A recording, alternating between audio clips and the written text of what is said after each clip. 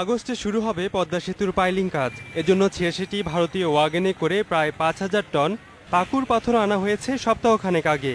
কিন্তু ইয়ার্ডে জায়গা না থাকায় সময় মতো এই পাথর খালাস করতে পারেনি রেল বিভাগ।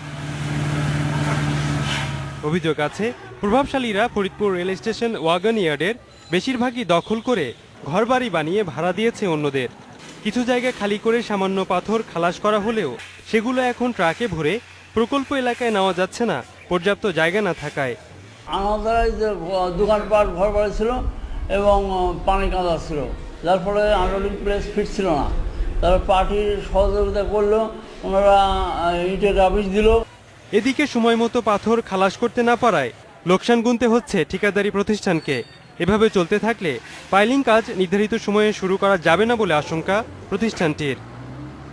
আনলোডের জন্য জায়গা পেয়েছি মাত্র ৮টা, তাও আবার অর্ধেক পোর্শন যে ইয়ার্ড আছে অবৈধ দখলদারদের দখলে রয়ে গেছে। তো এইভাবে কাজ যদি হয়, দ্রুত গতিতে আমরা কাজ সম্পাদন না করতে পারলে আমাদের পদ্মা সেতুতে কাঙ্ক্ষিত মালগুলা সরবরাহ করতে বিলম্ব হবে।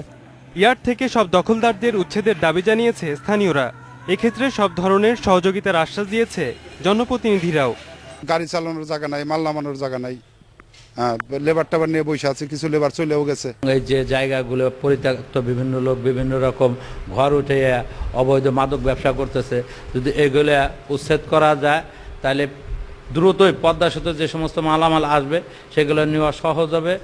রেল কর্তৃপক্ষ বলছে, আমদানি পাথর ইয়ার্ডে রাখার জন্য অবৈধ স্থাপনা উচ্ছেদে প্রয়োজনীয় উদ্যোগ নেওয়া হয়েছে। তবে কবে নাগাদ এই উচ্ছেদ কাজ শুরু হবে তা বলতে পারছে না স্টেশন কর্মকর্তা। রাকিব খান, ইন্ডিপেন্ডেন্ট নিউজ।